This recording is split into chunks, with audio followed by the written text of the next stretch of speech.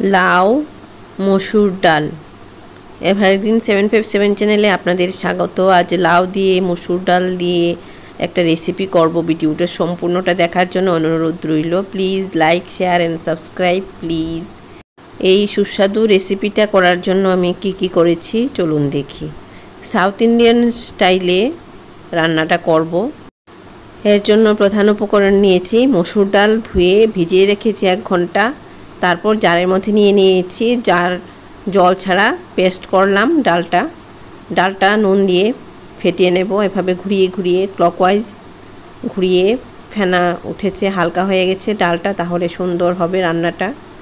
ডালটা বাটিতে নিলাম, কড়াই গরম করে রাইস ব্র্যান অয়েল দিয়ে দিলাম। তেলটা গরম হয়েছে, কড়াইতে মাখিয়ে নিচ্ছি। এভাবে ডালের বড়া তৈরি করে নিচ্ছি, ছোটো ছোটোভাবে তৈরি করছি। এই তেলের মধ্যে সবগুলি ডালের বড়া দিয়ে দেব। 5 থেকে 7 মিনিট পর উল্টিয়ে দেব। আর এখন আরও কিছু এখানে বড়া তৈরি করব। অল্প তেলে করতে হলে এরকমভাবেই করতে হয়। তারপর নতুন করে আবার দিচ্ছি। এভাবে সবগুলি উল্টিয়ে দিলাম। এভাবে করে, এই যে এভাবে, নতুন রাঁধুনিদের জন্য বলছি। বড়াগুলি হয়ে গেছে, তুলে নেব এখান থেকে। এই ফ্লেমে বড়াগুলি ভাজা হয়েছে। লাউ নিয়েছি, কচি লাউ, খোসা ফেলে দিয়ে এভাবে কেটে নিয়েছি।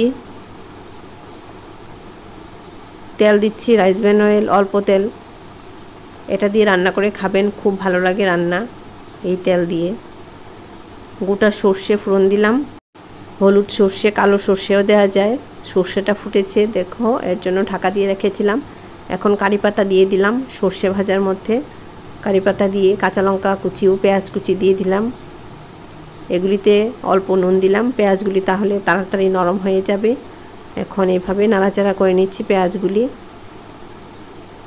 সেপারেট করে দিচ্ছি আর ছড়িয়ে দেব, তাহলে পেঁয়াজগুলি সুন্দরভাবে ভাজা হয়ে যাবে। কিছুক্ষণ পর পর নাড়াচাড়া করছি পেঁয়াজগুলি যাতে সুন্দর ভাজা হয়। এই যে এরকম হয়েছে। অল্প তেলে রান্না, খুবই সুস্বাদু। আপনারা এভাবে রান্না করে খাবেন, ভালো লাগবে। এখন লাউ যেভাবে কেটেছি লাউটা দিয়ে দিলাম। লৌকি, নুন দিলাম পরিমাণ বুঝে, হলুদ দিলাম পরিমাণ বুঝে। লাউয়ের মধ্যে নুন হলুদ মাখিয়ে নিচ্ছি। সঙ্গে পেঁয়াজ ভাজা আছে, কারি পাতা, কাঁচা লঙ্কা ফোড়নে দিয়েছিলাম, এগুলিও মিশিয়ে নিচ্ছি। কালো সর্ষে দিয়েও করা যায়, আমি হলুদ সর্ষে দিয়ে রান্নাটা করছি। এভাবে গুছিয়ে নিলাম। কিছুক্ষণ ঢাকা দিয়ে রাখবো এই ফ্লেমে। এরপর লো করে দেব। এই যে লো করে দিয়েছি।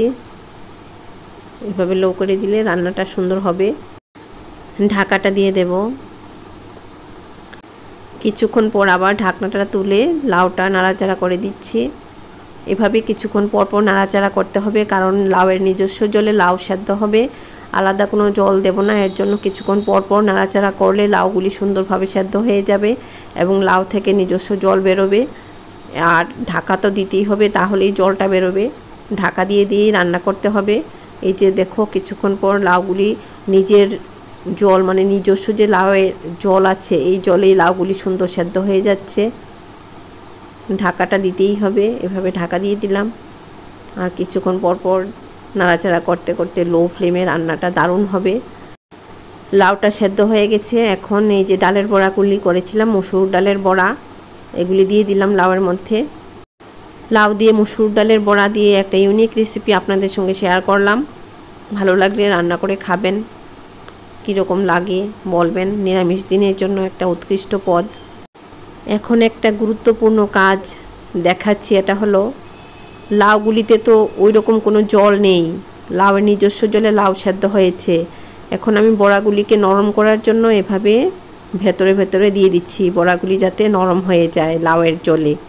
এটাই গুরুত্বপূর্ণ বিষয়, ইম্পর্ট্যান্ট একটা ব্যাপার। এভাবে দিয়ে দিলাম। আর কিছুক্ষণ পর পর এভাবেই দিয়ে দিতে হবে, বড়াগুলি যাতে নরম হয়। লাউয়ের মশলা যে দিয়েছি এগুলি যাতে বড়ার ভেতরে ঢোকে।